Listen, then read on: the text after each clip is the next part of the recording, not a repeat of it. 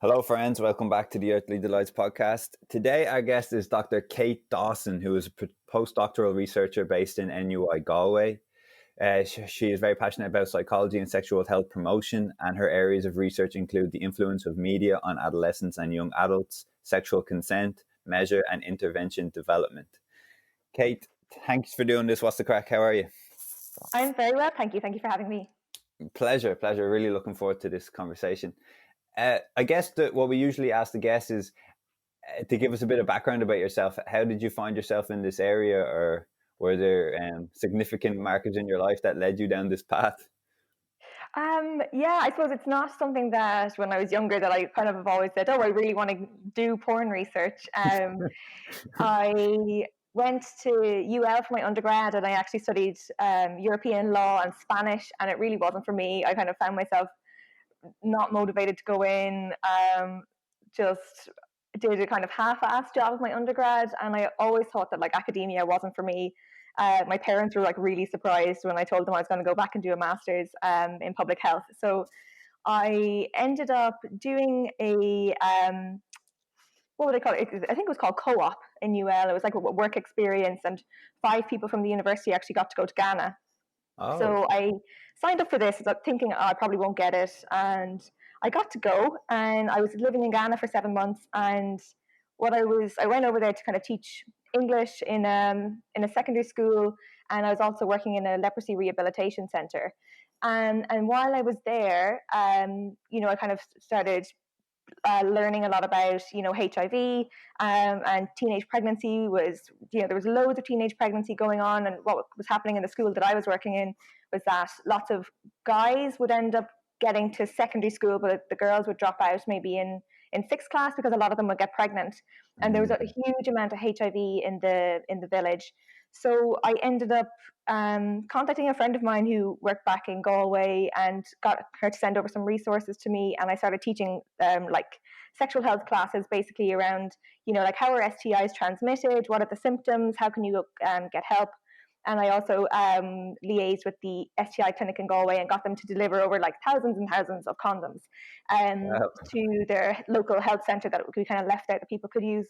So I got really interested in sexual health, and then when I finished my undergrad, I had a year working in a pub, and I was having that year where you have like a great time, and then went back to do my master's in health promotion in Galway, with the focus of, or with an intention of getting into sexual health promotion. And then I ended up getting offered a job in AIDS West, which is now called Sexual Health West, which is a sex education charity.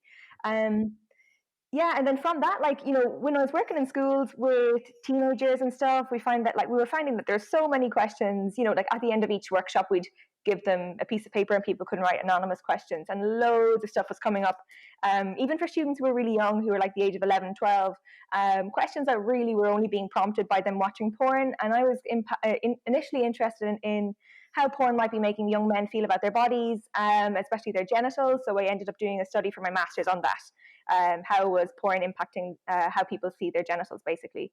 And then I wanted to kind of get into research. I was looking to kind of apply for a research position, and I contacted somebody who ended up being my PhD supervisor, and he said, look, there's no kind of research jobs available at the moment, but if you want to apply for this PhD, the deadline's in 2 days. So I was like, oh, Jesus Christ, Wow. okay. So I I really did just throw an application together, and I got called for an interview.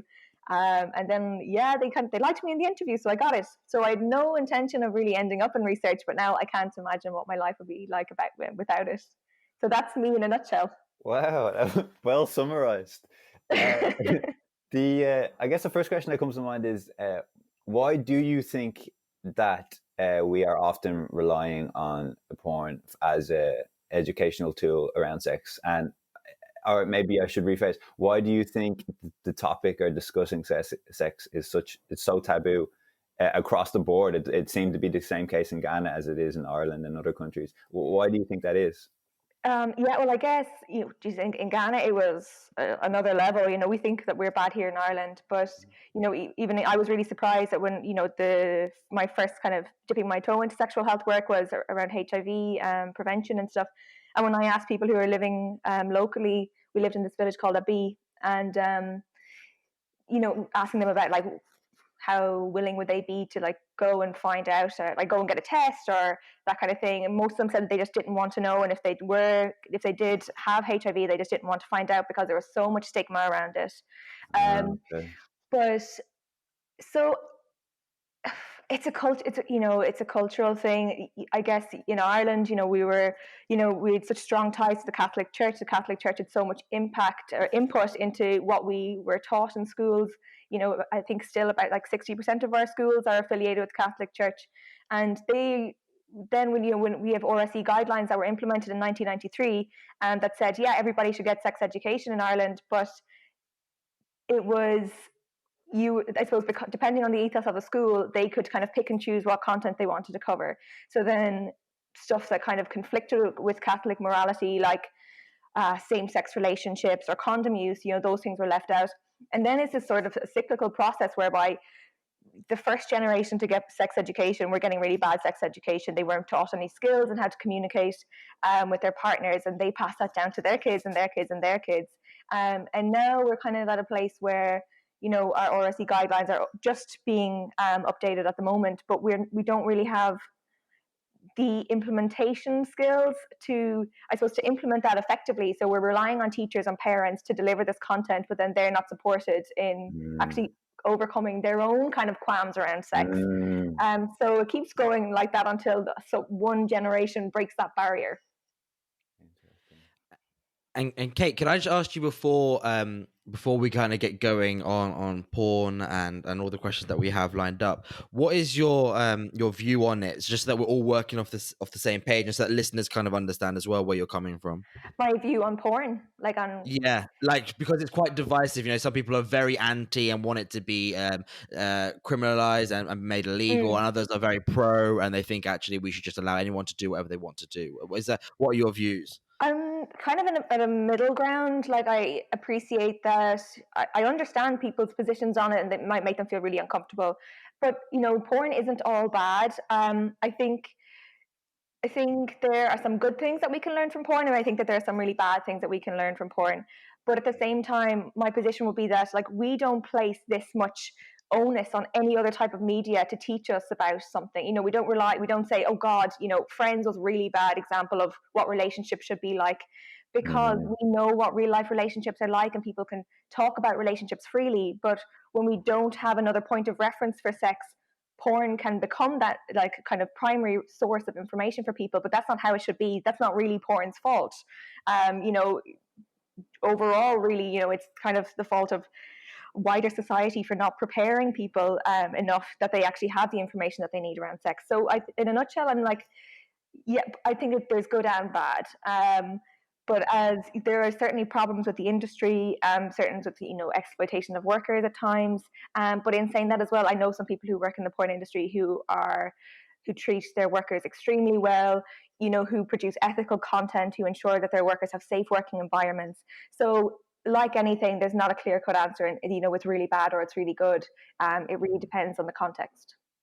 Yeah, for sure. I definitely agree with that. And I mean, I'm of the belief that nothing is inherently bad, be that drugs or any other vice for that matter. I just think it's kind of the way in which humans choose to use that, whether it's a compound or porn or wherever it may be. That's what make it good or bad, I'm wondering, you spoke, you said there about how we don't rely on any media form to inform us as much about any topic as we do on porn, which I actually wholeheartedly agree with. And I think back to my sex education that I had at school, and I was about 10 years old, and we just had it, and basically all it taught me, or all that they tried to teach anyway, was how to use a condom and how the sperm gets the egg and impregnates the egg, and kind of that's it.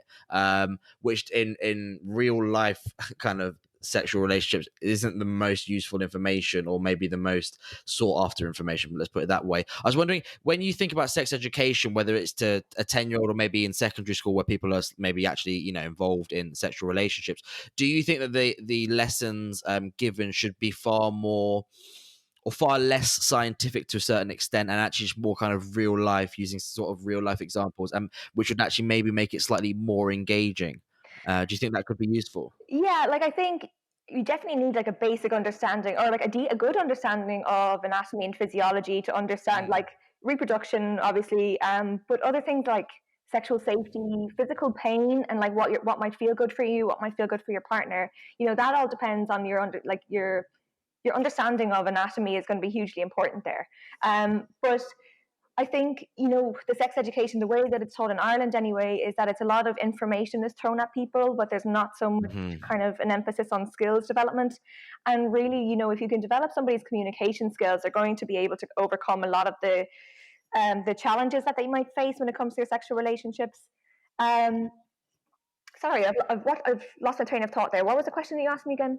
No worries. Whether you think like we should have whether sex education should be a bit less formal and maybe kind of more day-to-day examples. Yeah, I think that's one thing that keeps coming up in our research is that, okay, it's all well and good, for example, to say that porn isn't realistic, but like we need to know what is realistic. We don't know. You can't just say, okay, well, porn's really unrealistic because people's bodies don't look like that. But what do people's bodies look like? So yeah, there's the issue with this is that there are certain limitations to sex education in schools because, especially when you're dealing with minors, there's not a lot of agreement on what constitutes appropriate content for people. So like in an ideal world, yes, we will be able to talk about everything to do with sex and stuff, but certain things are considered quite explicit. So where is the cutoff point? And I think that muddies the waters a bit. Yeah, for sure. I mean, you mentioned that you said in school, which I thought was poignant because my next question was going to be, do you think sex education should only pertain to school and kind of society, or whether we can take it back to the home? I mean, I think about myself and my own experience. My parents never really gave me the sex talk, which I think is probably very common. And then when my dad did try to give me the sex talk, it was 3 years into my relationship with my current girlfriend. So, I mean, by then it would have been too late anyway. I would have learned the hard way, come what may. So, and that was done on an awkward drive back from university when I was trapped in a car and there was no escape for me. Yeah, exactly, nightmare. But what I was thinking was, whilst I'm not sure how I would have reacted, to be brutally honest, if my parents had tried to give me an honest talk about sex. Do you think that the onus is also on the parents and, to talk about it, maybe not at the age of 10, but when they see fit and say, look, this is how it is. This is what we would recommend in terms of communication, and if you're struggling or you're worried or you have like these worries that you can't answer, instead of going to porn, ask me. I mean, if you're here, by the virtue of you being alive, we've definitely had sex. So, I mean, maybe I'm a better resource than a porn website. Do you think that maybe we should encourage parents to have those conversations more? Oh, definitely. I think, it's really a three-pronged approach is really the best way. Like if people know what resources that they can access online, schools input and parents input, that is the kind of ideal scenario. But I think, when people think about, okay, having a conversation about sex with their kids, they think about, okay, when I think they're going to be maybe getting ready to have a sexual relationship, then I might have this chat. But that's really it's really foreign or really alien to a young person and to the parent when they haven't talked about anything intimate before, to all of a sudden be talking about sex and relationships, maybe if you're like 15, 16, 17, I don't know. So we know from research that the younger you start having conversations, not just about sex, but like about things that might be a little bit uncomfortable, but just normalizing things like bodies and calling things the right name. Like as a girl, as a woman, I'm 30 now. Like growing up, you'd hear all of these different words for the vulva, and it was never the correct term. So then it creates this idea that, okay, there's something different about that body part that I can't call it by the right name, whereas you can call a hand and a face a face, but then for what, you call it a daisy or yeah, like which is or whatever it is. Yeah, there's millions. And for whatever reason, like I think people are more comfortable talking about like saying the word penis, for example, as opposed to vagina or vulva. But there's all these little things that kind of create tiny stepping stones over time. So if you're calling a vulva a daisy from a really young age, you're saying don't touch that part of the body or don't talk about it. These are little things that will kind of follow on, and then it makes it a lot more difficult to have an open conversation with somebody who's a bit older. So it's not like it's really daunting for parents to think, oh God, now I have to have this really detailed conversation with my child about something. That makes me feel really uncomfortable when they haven't started this conversation earlier on. It can happen in a really staged approach. So like little and often is so much better than one big conversation that both of you are really uncomfortable in. Thanks, Kate. I was wondering, do you think that parents would be open to maybe receiving some sort of class on how to go about having this discussion with their kids, like to kind of help them get over their own maybe strange or a bit stigmatized relationship with sex? Or do you think that a lot of parents say like, no, of course it's my son, I know how to do this, or it's my daughter, I know how to do this? No, I think a lot of parents are really open to it. Like a lot of parents that I've spoken to anyway, yes, there's, generally I find that there's kind of three sort of categories of parents in this context anyway, in that like there's the parents who are really uncomfortable with it and they don't want to talk about it at all.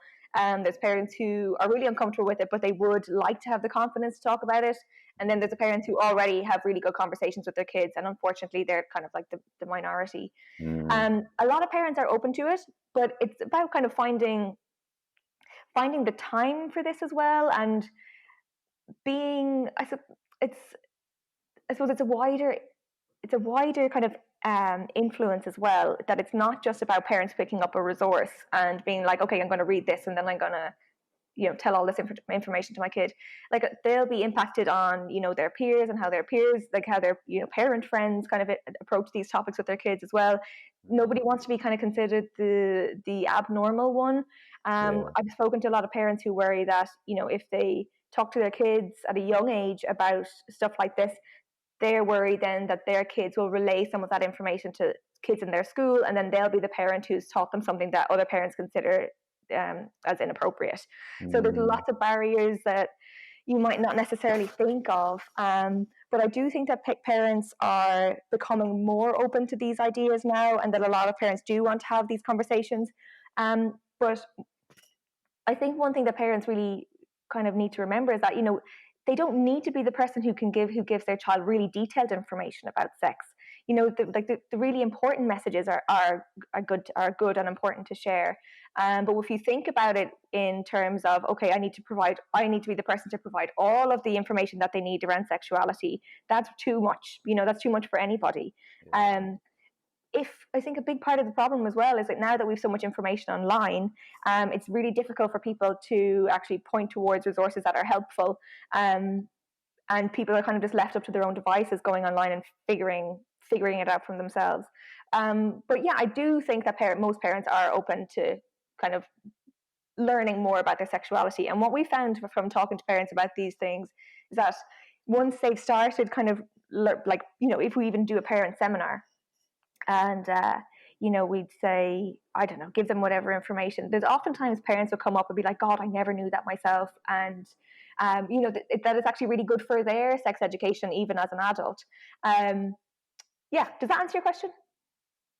Yeah, absolutely, thanks. It's funny as well because growing up in Ireland, I obviously assumed that this was just a normal thing, and me and my friend from Belfast, we studied in the Netherlands last year, and it was really eye-opening to see the really different approach towards sex that Dutch people generally have.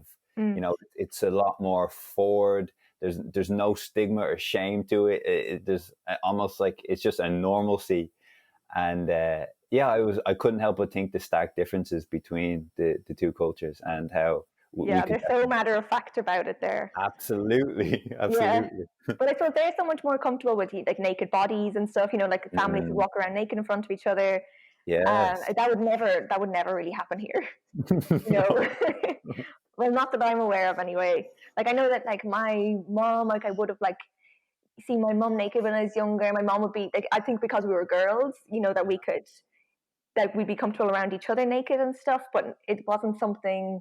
I know that a lot of my friends may never have seen their parents naked or their mum naked or whatever, which is, it's just a naked body. It's such a normal thing. I know. Kate, I wanted to ask as well. I mean, you talk about there about parents being kind of being able to teach more to their kids and stuff. Do you think it's also important for them to encourage, a healthy sexual relationship within their household? my example would be, most parents, when they find out that their son or daughter is dating, there's, especially at first anyway, maybe when they're 17, 18 years old, it's kind of a taboo thing. And the whole thing of asking whether your boyfriend or girlfriend can stay around the house is like a real huge deal. I mean, I'm half Italian, so it's even was even bigger deal in my household. And then you have to, then there's always rules and stipulations that come with that. I mean, the one that springs to mind for me, just using my personal experience, is when I've been with my girlfriend for 6 years now. She's my only sexual partner, so she is my experience basically. And when I first went around to their house to sleep over, her parents, who I get on with really well, but they enforced this really weird rule, which was he can't sleep in your bedroom for the first night. Now, I understand that to a certain extent, but the problem was I was over there for the weekend.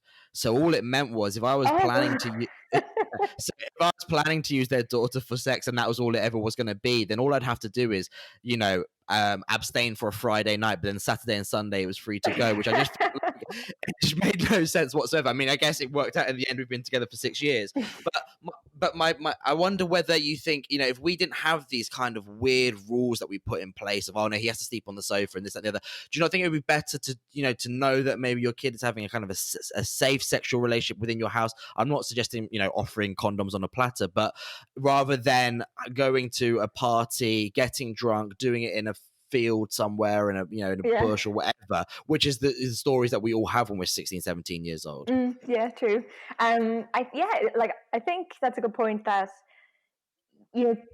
when somebody asks can their boyfriend or girlfriend stay over for the first time, there's actually a really good opportunity to have a chat about it. But that's funny that they didn't let you for the first night. But I suppose it's part of a bigger problem, that we don't talk about sex ever, and then all of a sudden when it's kind of planted right in front of us, okay, like this is a reality, we still don't really address it. It's kind of like, okay, well, if you just don't spend the first night together, then it's, I don't know. Sorry, I'm not answering your question now. So you're asking if parents, sorry, rephrase that again. If parents kind of encouraged healthy sexual relationships with a partner, obviously I'm not suggesting that you should just say, oh yeah, come to, bring my daughter around to my house and have sex with whoever. No, but if they understand that they're in a relationship, and rather than kind of making it a taboo thing of, oh, he has to sleep on the sofa, or I'm not really sure for the first year he can't stay around, or this, that, and the other, if they just say, look, come what may, these two young people are going to have sex. I mean, so I'd rather they had it in my house where it's a safe environment where there's not going to be maybe drink and alcohol or whatever. Rather than going, no, you can't do it in my house. You can't sleep in the same bedroom. You can't do this. You can't do that. But then in reality, we all know that all you're doing is prolonging what's going to happen. You're delaying the inevitable, because then they're just going to go to a party or a house party or something, and they'll just do it in maybe an environment that isn't so safe. So I just wonder whether you think parents should kind of get over it and just accept that what's going to happen is inevitable, and so therefore kind of in some sense embrace it. Yeah, I guess it's like, as you said, it's not even necessarily delaying it. Just because you won't let them stay over that night, it doesn't mean that they can't just go off and go somewhere else and find privacy somewhere else. But yeah, I suppose it's really around safety. Like being at home, being in a private space, having, not just having your family nearby necessarily, but being at home, being in a safe space, is something that you would all kind of, everybody hopes for their child, when they consider that, they might become sexually active at some point. They don't want them, nobody wants their child kind of being vulnerable, or like being outside and in public, for example, or potentially. So I think I think that if parents could talk about sex in that way, where they talk about it in a way that kind of normalizes it, but see, I feel like this is very far down the line. It's not going to be the first conversation that somebody has with their child. And I feel like there will be a lot of steps stepping stones that it'll take to actually get somebody to that position where they feel like they can have an open conversation with their child, saying, if you were going to have sex, I'd rather that you would maybe do it in a safe space, or not let me know. But I guess kids, sorry, I'm not answering your question really well. Kids, it's kind of a funny one, because in an ideal world, you want your parent to be supportive of your relationship and to kind of understand what it's like to grow up and to want to have a sexual relationship. But then sex is a really private thing as well. So there's a sort of fine line between, okay, I want my parent to allow my partner to stay over, but I don't. Maybe I'd say a lot of young people don't necessarily want to have that kind of detailed conversation at the same time. And as I was saying earlier on, like, this all relays back to the fact that it hasn't been something that's happened in the first place. They haven't had this conversation before. In an ideal world, parents would be really supportive and use, I suppose, like harm reduction strategies, or give them information, or give them condoms, or make sure that they're prepared. But this is not the reality for people living in Ireland. Thanks, Kate. I wanted to ask you about the growing rates of apparent sexual or erectile dysfunction amongst men in 20s and their 30s, and its apparent link with porn. I just, to know for myself, a few years ago, I thought I felt that I thought I had some symptoms of erectile dysfunction, and I told one of my friends, and my friend just said, "Oh man, cut the porn for a month or two, and you'll be fine." And I did, and I was fine after, and now I've never really gone back. I wanted to ask you, are you familiar with this research, or when is a lot of porn too much porn, or? It really varies for different people. Some people can watch a lot of porn and they watch it even a few times every day or whatever, and it might impact them in any way, and then for other people it might. But really, so I suppose the research around kind of porn use and erectile dysfunction it's kind of inconclusive. There's a lot of contradictory findings. I suppose we don't really learn that much information about what's normal with regard to like getting an erection, maintaining an erection. Like, it's very normal for people to lose their erection during sex, for example, and then to get it back again. But I guess in porn we're only seeing edited footage, and then it's people have their erections the whole time. Certainly some people become reliant on porn, and especially the way that you can watch porn is that you can kind of flick through loads of different tabs, say, so you can get a lot of stimulating imagery at once, and then the reality of maybe you're using your imagination, you don't use your imagination as much anymore, and it becomes harder to sort of get an image in your head that can be as arousing. But it's difficult to say. There's no kind of clear-cut relationship between erectile dysfunction and porn. Like, a lot of people would say that it isn't necessarily a thing. There is some research to show that if you feel sort of guilty or shameful around porn use, that you might be more likely to suffer from erectile dysfunction difficulties at a certain point. But there's, I guess I can't give you a clear answer because there isn't one at the moment. But when it comes to like using porn and kind of what did you say? Is there what's too much? Generally, we would say there's three things really to look out for, and that's one, that like as long as you're not watching porn in a public space, that it's not interfering with your everyday life. And what is the last one? Why can't I think of it now? It'll come back into my head. And or that you're not watching so much porn and masturbating so much that you're hurting yourself. So if it's impacting your everyday life and you're feeling like, I can't get up and go to work, or I can't go to school because I just want to stay at home and watch porn all day, that's not a healthy relationship with anything. I suppose if you're just, same with video games, or same with, I don't know, anything that you do, everything in moderation. But like, I totally understand that for some people it might make them feel like that. And originally there was this argument that okay, if you're having any difficulties with porn, then take 6 weeks off.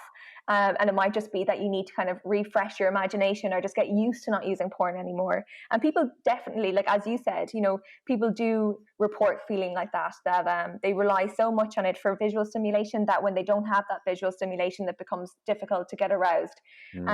So it doesn't necessarily mean that somebody needs to, you know, quit porn for good. You know, it just maybe in moderation.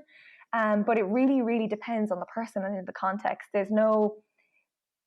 We know for the majority of people, porn doesn't have really any impact on them. But for some people, it might have a really detrimental impact, and for other people, it could have a really positive impact. So it's really around depending on, you know, what kind of person are you, maybe what type of content are you watching, how much are you watching, what else is going on in your life? Like, are you finding that you need to rely on it to, like, as an outlet or something to relieve stress or boredom or whatever? So there's no kind of one size fits all, I guess, with porn. I'm sure you're familiar with the no fap movement. Yes. And what I see often, I was doing a bit of research the last few days, and what I see often is the people on the sites, they talk about the idea of like a numbed pleasure response. And me and Seb were talking, and Seb had an interesting anecdote about, or an observation about him also getting a bit numbed to the visual and needing the audio. Okay. Yeah. I'll just jump in there quickly, Jim. Basically, no, I was listening to Russell Brand, and he was just talking. He used to be a sex addict and a porn addict, and he was talking about how he quit, and then he realized that what porn was doing it was just very visually and sonically stimulating, but obviously there was no sensory stimulation, because obviously you're just watching it on a phone or a laptop. And so when he said that, it completely clicked, and it changed my mind on porn, because, you know, not to get too graphic, but when you watch a porn video for example, of a woman giving a man oral pleasure, okay, a lot of it is very, you know, there's the noise of the gagging, you see the saliva dripping down, the mascara's all dripping down the face. Do you know what I mean? All of that imagery, that's what you get by and large, right? Yet when a girlfriend, most people I've ever spoken to, that's not their real life experience. And Russell Brand went on to say, well, yeah, because that wouldn't actually feel good. Like, it looks good and it sounds good, but if your girlfriend actually did that to you, it probably wouldn't feel good, because, you know, I'm not going to get too graphic, but yeah, because it wouldn't feel good, because there's certain things that feel really good but don't look as good. So that's why a lot of people who have ever filmed themselves having sex with their partner, when they watch it back, they go, what the hell is that? I mean, that just looks like the most boring sex in the world. But actually, in the moment, it was amazing, because you don't have to do these exotic movements, because that's not necessary to make it feel good. And when that happened, when he said that, it clicked, and I was like, of course, that makes so much sense. And then kind of having that in my mind, then when I watch porn, I realize if I watch porn without any sound, or very, like, the volume low for whatever reason, it does very little to me, like very little. I mean, I could go through video and video and video. It doesn't really do much. And so for me, the sound thing is a big factor. And then I just realized that actually, not that I was comparing it to the sex I have with my girlfriend, but then I was realizing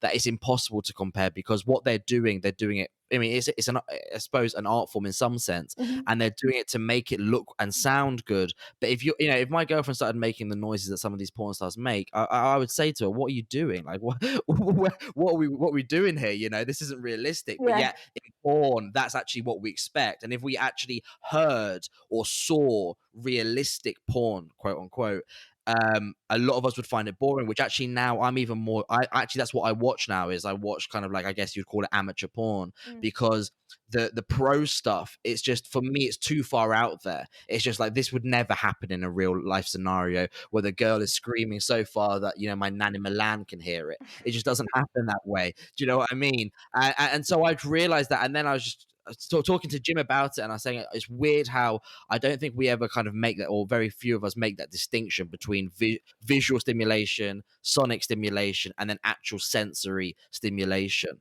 And then the impacts that has when you kind of make that distinction on porn, and your usage of porn anyway. Yeah, like porn, you know, it's entertainment. You know, they're not trying to kind of pull the wool over our eyes, saying that this is what sex is like. It's really dramatic, you know, like, and like, even like pop-ups that you get, like when you're on porn sites, you know, for brazzers, or for like the stuff that's really over the top, like that kind of stuff would never happen. But there's loads of stuff that goes on in porn that we don't know about.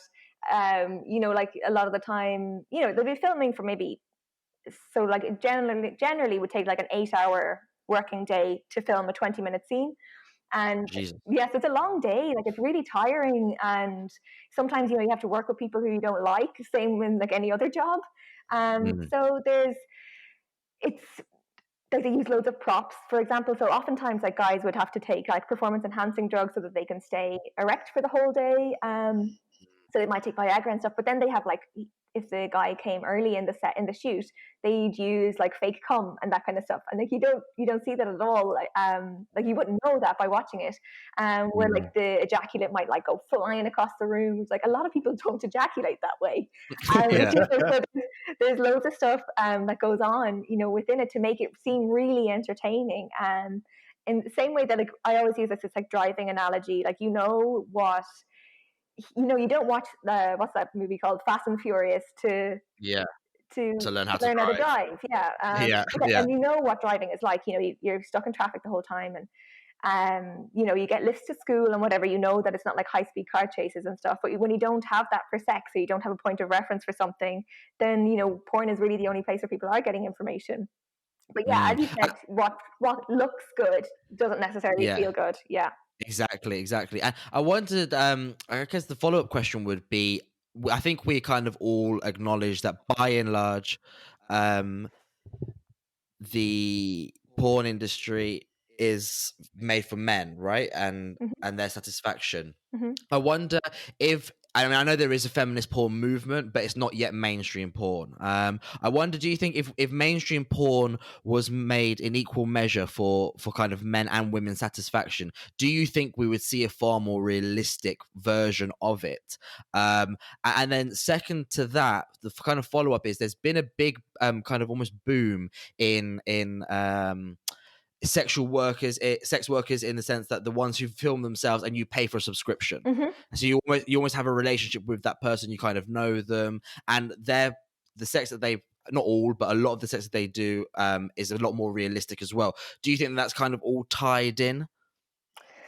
I guess when it comes to like realistic, so the first question was, what is so if we were making more porn, if it was kind of more of an equal breakdown between genders on who makes porn, will it be more realistic? I think it probably would be more realistic, but I think what there would be less of is a lot less kind of aggression. And I don't mean like violence and like non-consensual violence, but I mean like really rough sex or really rough fingering and things like that. Like they're not things that people really like.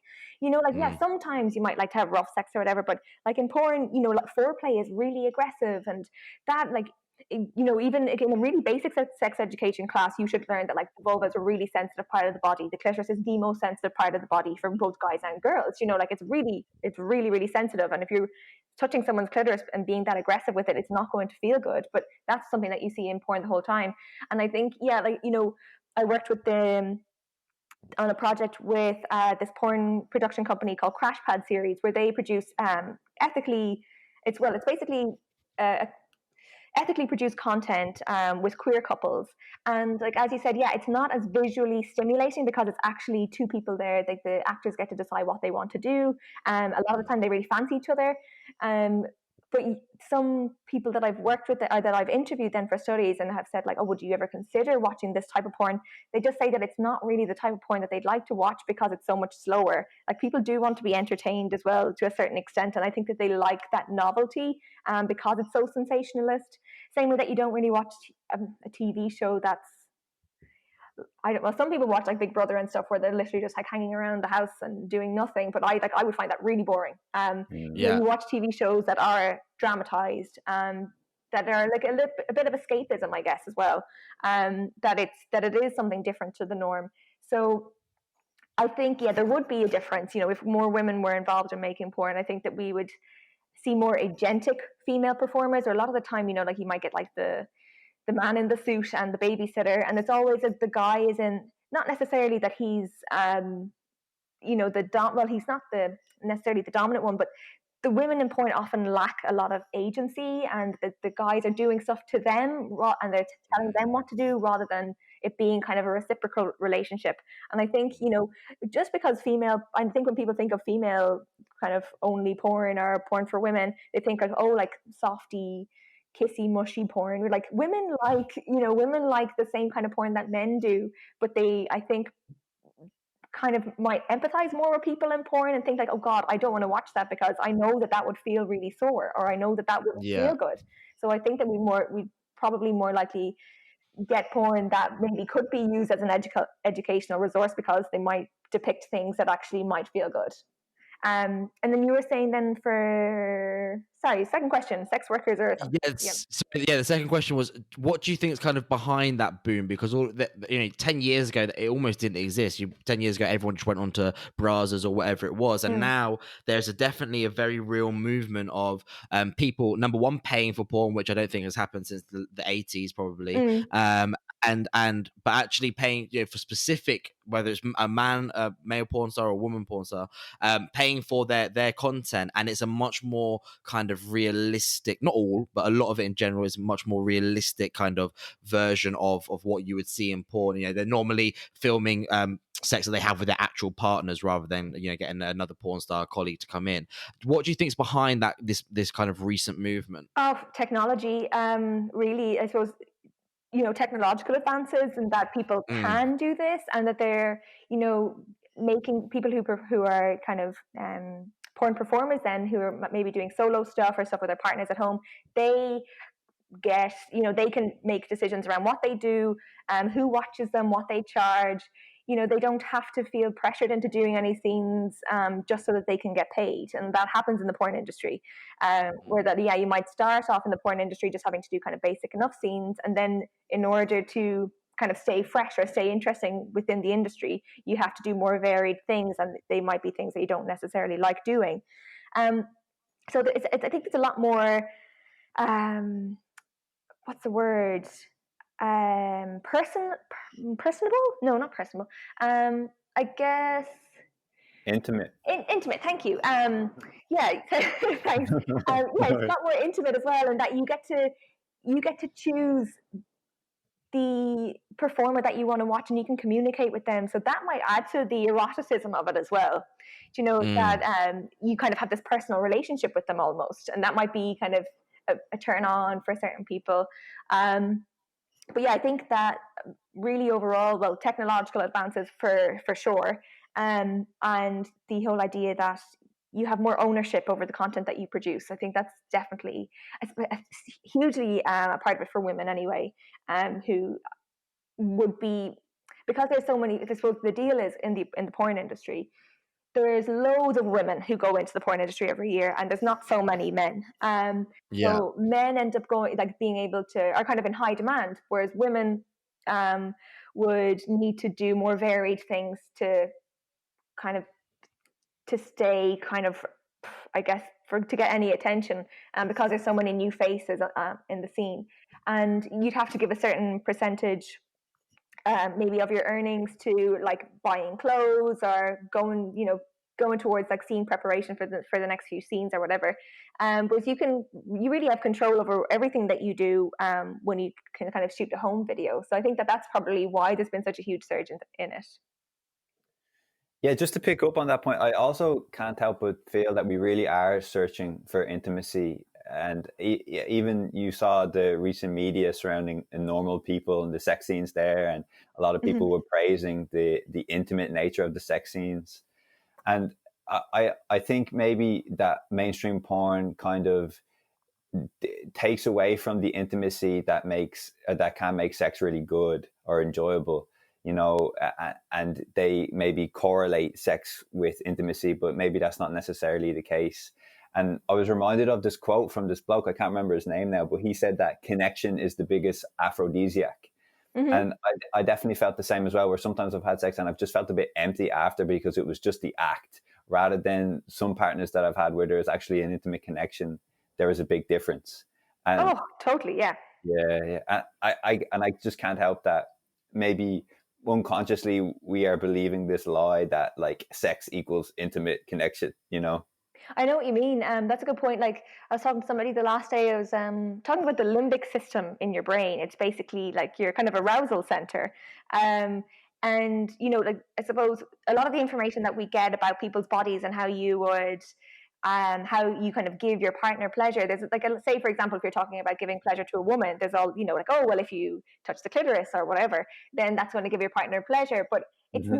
not that's not enough. Like your brain is really your main source of arousal. Like if somebody you're really attracted to touches your clitoris, then yeah, the how it'll make you feel is really different to somebody you're not really attracted to.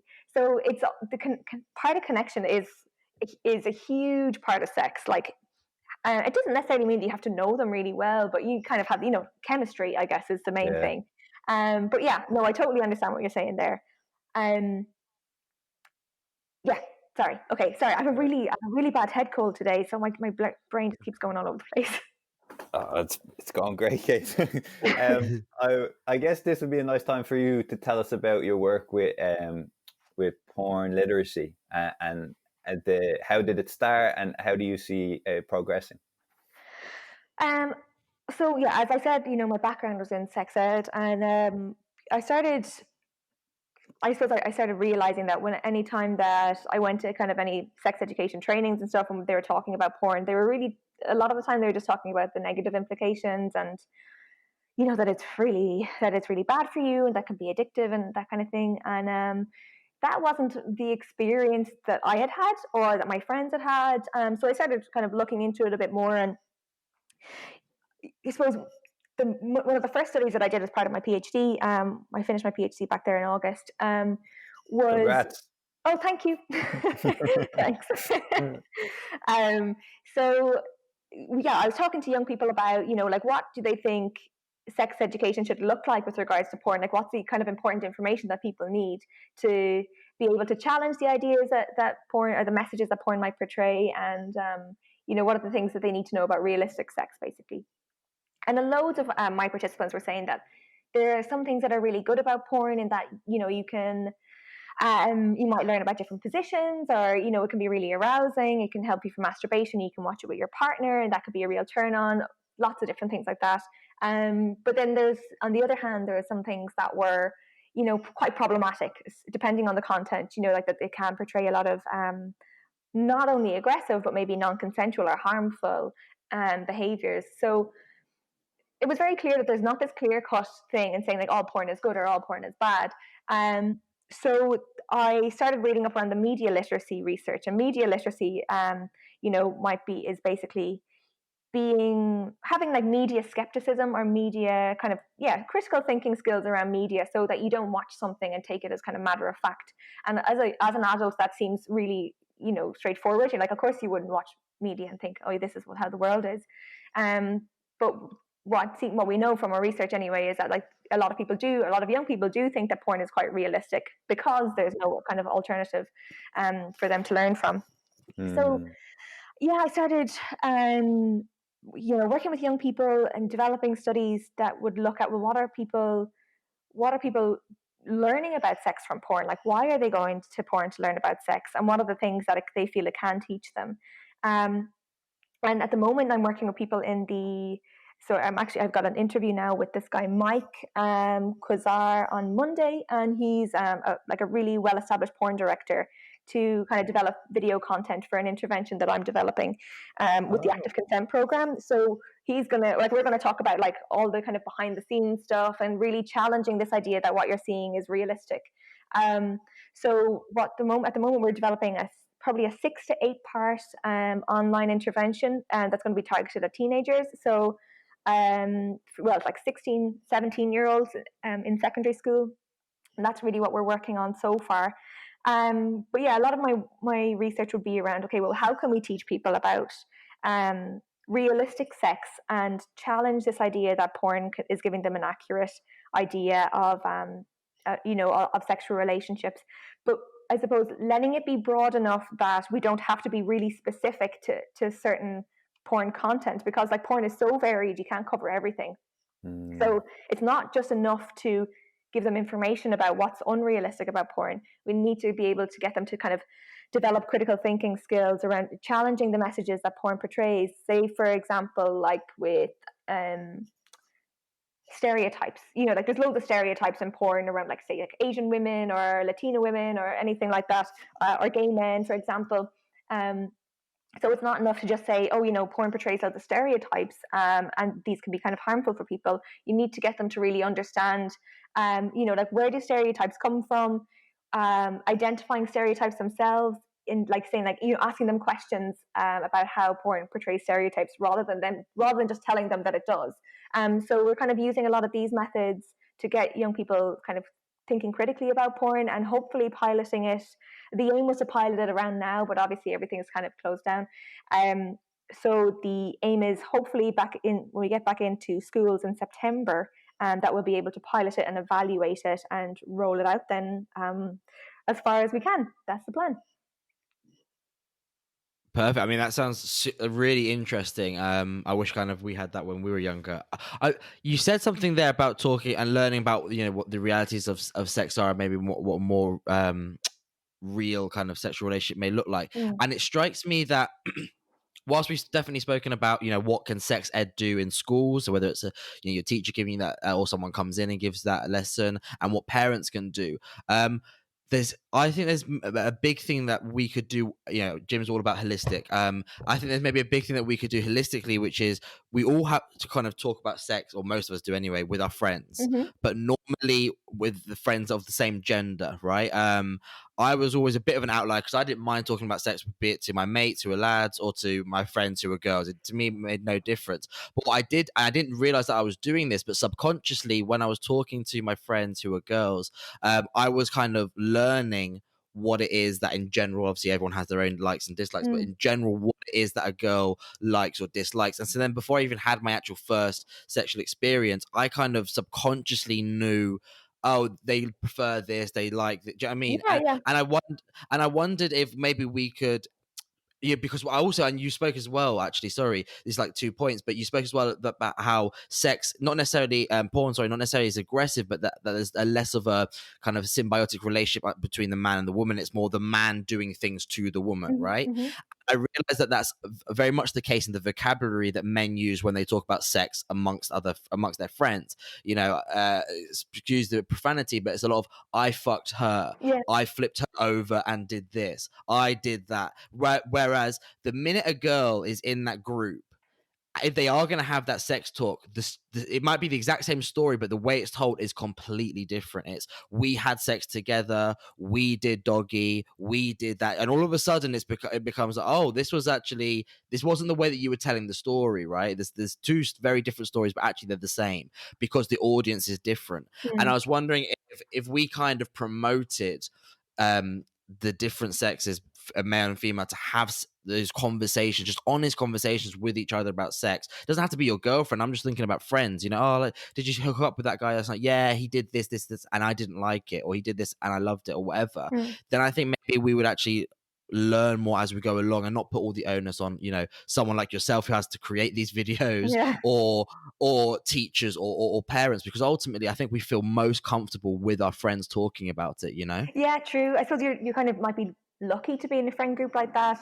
But I guess a lot of people as well might not, if you're growing up maybe in an all boys school or an all girls school, you might be more likely to just have male friends or female friends or whatever.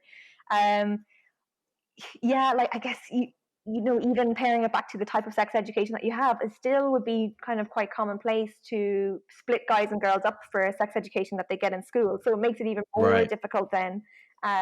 And you don't know what information the girls are getting. You don't know if the guys are just getting kind of penis-specific information. And then, so yeah, like, in an ideal world, people will be comfortable talking about those types of things with your friends, and you can learn so much.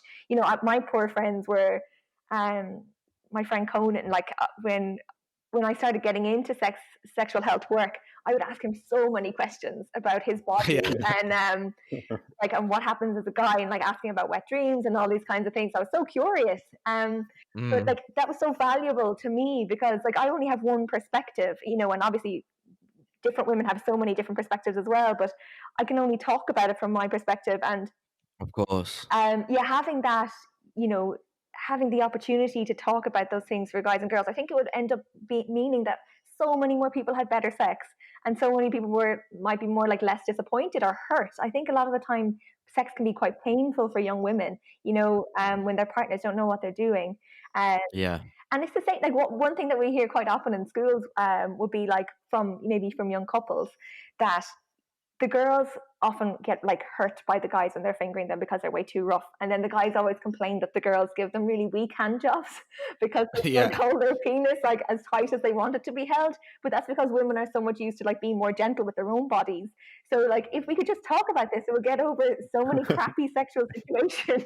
Yeah, 100%. And you touched on something really important there, actually, which slipped my mind, the distinction between boys and girls schools. And for me, it was really stark because primary school was mixed, and then my secondary school was mixed, and then in sixth form, which is the age of Leaving kind of, is it?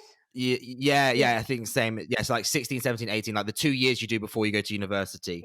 Yeah. I swapped schools, and the school that I swapped to was originally, it's an all boys school, but then at that period of, so that age group of 16, 17, 18, they open it up to be mixed, right? Mm-hmm. Now, for me, that made no difference because my whole life I'd grown up with girls in my class. It made no difference to me. But what was really striking was that the first couple of months that these guys who had literally been in an all boys school their whole life, all of a sudden the girls from the school across the road came in and joined us, and now we were in a mixed environment. They just didn't know how to talk to girls. I mean, the conversations that they have, it was like, these are human beings, but they would just talk to them like they were like a different species, or they would, like, the way that they would act around them would be completely different. And I was like, just act normal, like they're just normal human beings. They're just another, it's just like your sister. Why are you treating them any different? Mm. But it was so weird to see that, how kind of growing up, and obviously I'd never experienced it, but growing up in an all boys school from 4 years old until you're 16, and then all of a sudden you get these girls who have been thrown in, and obviously you're starting to get into that kind of sexual age where your hormones are going and everything else. They just had no idea. It was almost like watching a lion try to make sense of a chimpanzee. It was like, what is happening here? But then as that gets, as the time goes on and they spent more and more times with girls, and it wasn't a thing of, because as well, the other thing was, you can't have a girlfriend as in a friend who is just a girl, where there's no kind of sexual relationship. If you're talking to a girl, you clearly must want to have sex with her.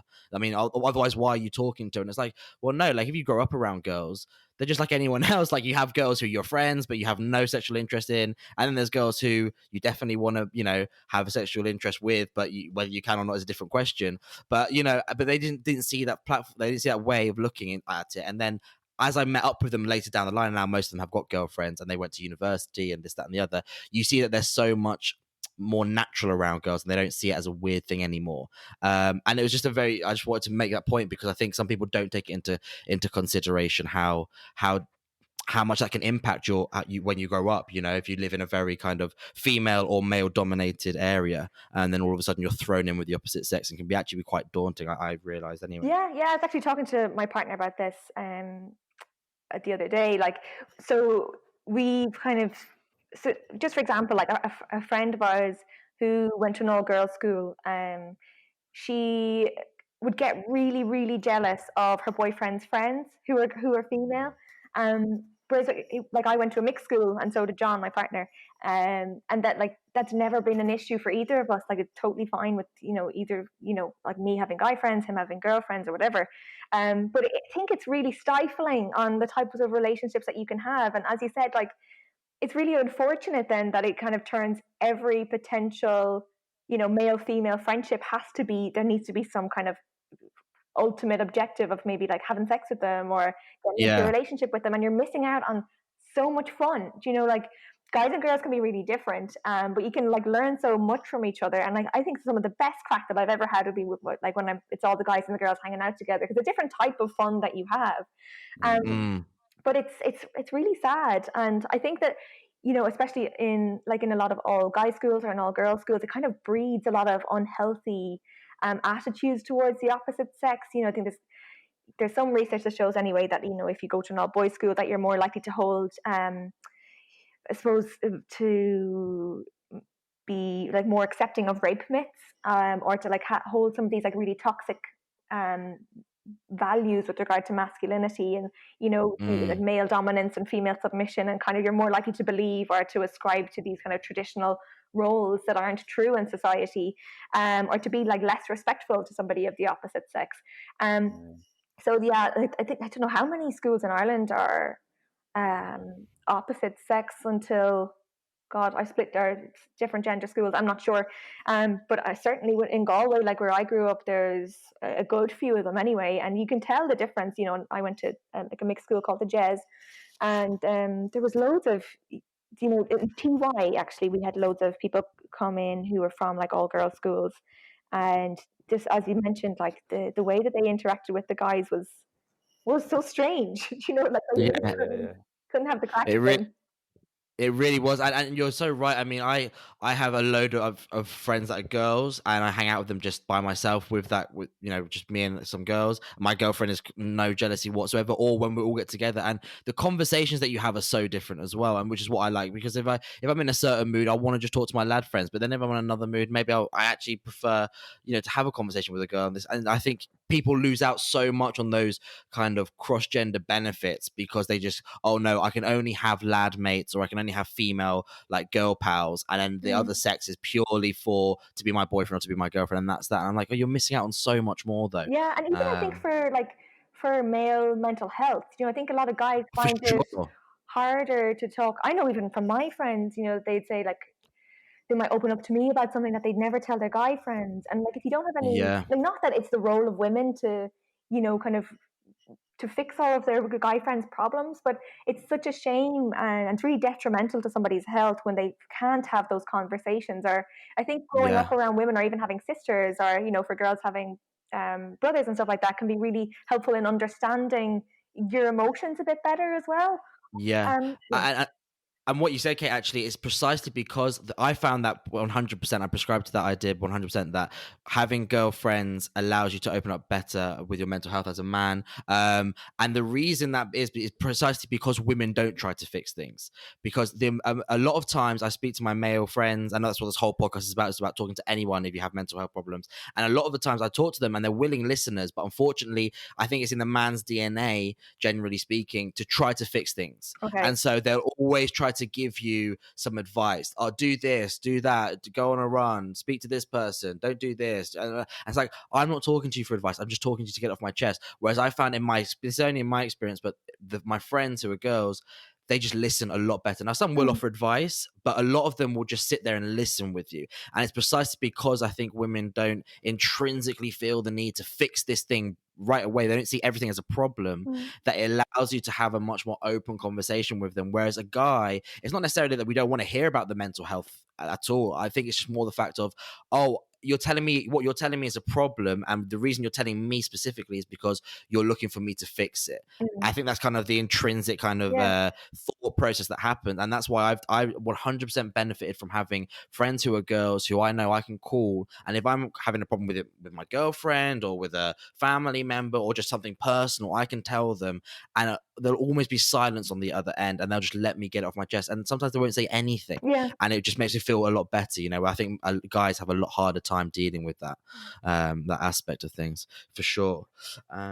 That being said, I mean, we'll finish off here and wrap it up. We have this last little end segment called "How'd you get your shit together, Kate?" where basically we just ask you for your kind of personal tips on how you keep on top of your mental health. So that was a nice little segue in, I guess.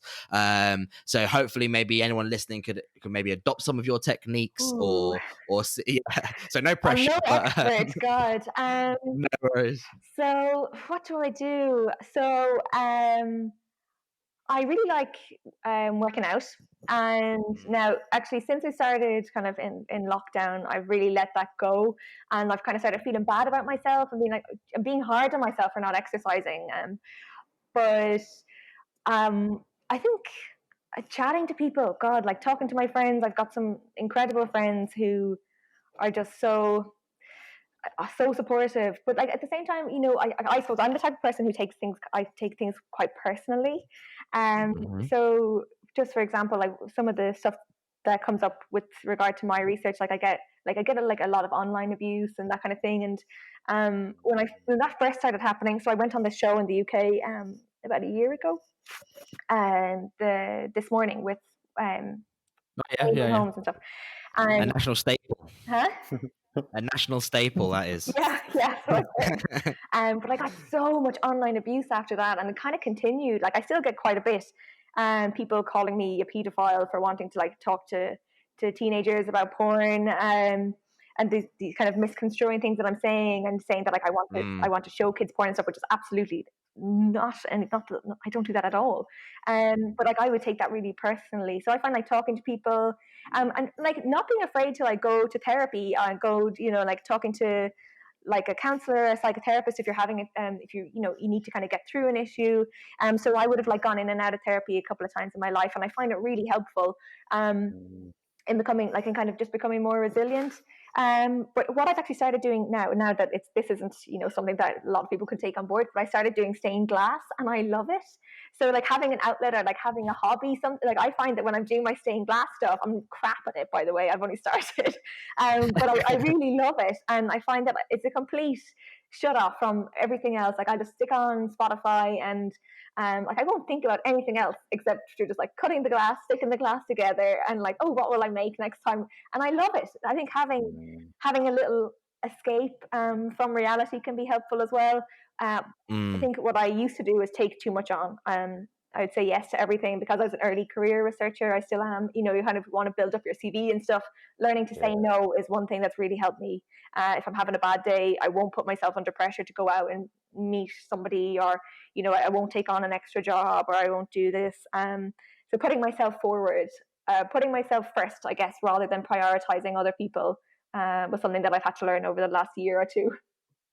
Beautiful stuff. Thanks, Kate. Kate, is there any way that people can catch your work? Is like, are you on Twitter, Instagram, anywhere, or website that people can find you on, and maybe get into your research if they want to find out some more, having listened to this podcast? Yep. So I'm on Twitter. I think what my Twitter handle is Kate Dawson PhD, and then if you look up the Active Consent Program in NUI Galway, I'm based in the School of Psychology, so you'll be able to find me there. My email is kate.dawson@nuigalway.ie.